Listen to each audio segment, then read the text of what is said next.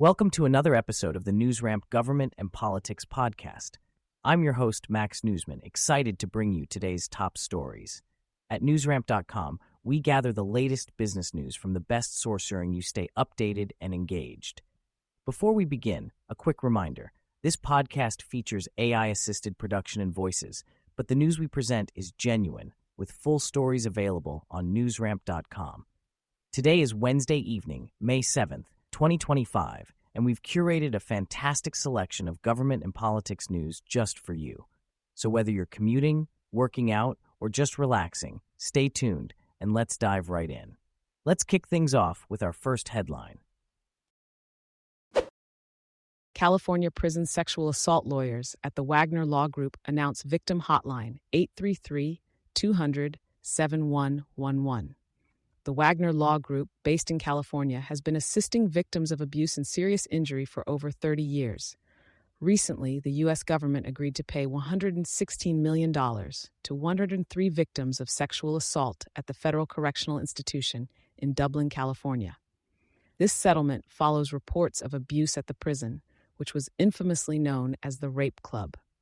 The Bureau of Prisons has agreed to open facilities to a court-appointed monitor and publicly acknowledge the abuse.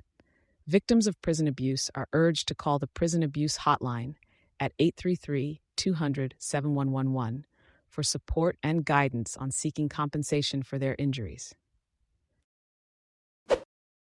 GeoVax applauds White House executive order supporting U.S. pharmaceutical manufacturing, highlights progress in domestic MVA vaccine production.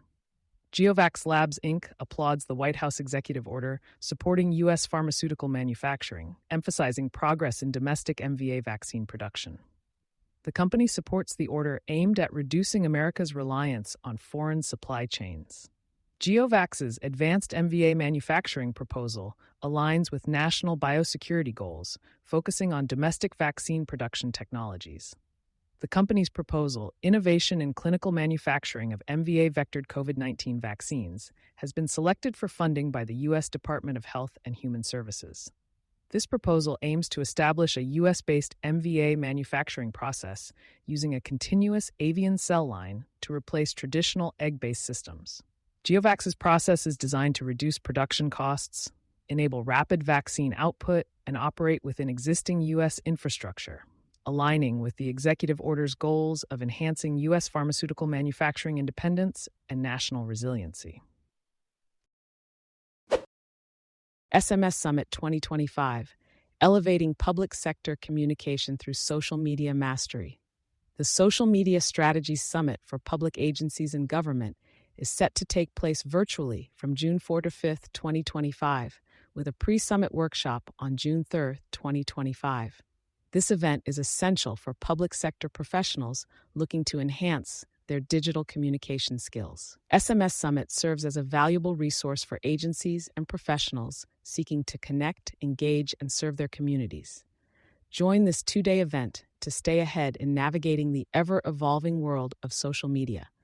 For more information, visit the InvestorWire website. Delaware governor vows to eliminate EV mandate in the state. Delaware Governor Matt Meyer has announced plans to eliminate the electric vehicle mandate put in place by the previous governor.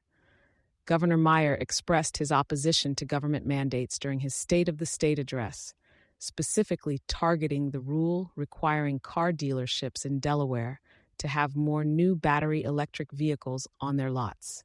This decision creates uncertainty for companies like Massimo Group, NASDAQ Memo, in the auto industry.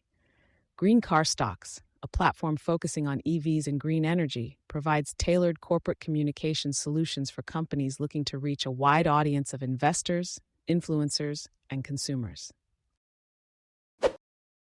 More women with most common autoimmune diseases die from cardiovascular disease than men. Research has shown that women with autoimmune diseases like rheumatoid arthritis, lupus, or systemic sclerosis have a 50% higher rate of dying from cardiovascular disease compared to men with the same conditions.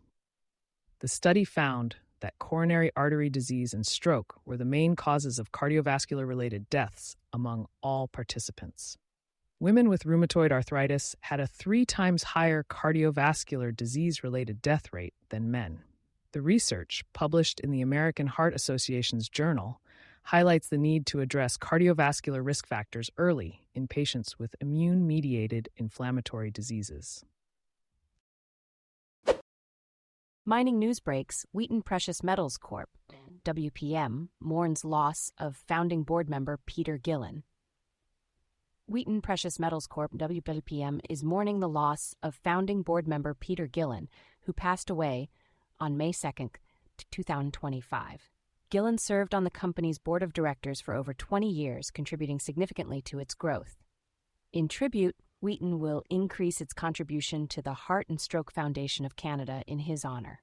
Wheaton Precious Metals is known as the world's premier precious metals streaming company with a high-quality portfolio of assets. For more information, visit the company's newsroom. Mining Newswire is a specialized communications platform focusing on developments in the global mining and resources sectors. Thank you for joining us today. That's it for this episode of the NewsRamp Government and Politics podcast. As a reminder, NewsRamp curates news from leading newswires like Newsworthy.ai, 24-7pressrelease.com, NewsDirect.com, and BlockchainWire.io. We encourage you to visit newsramp.com to read all of today's news.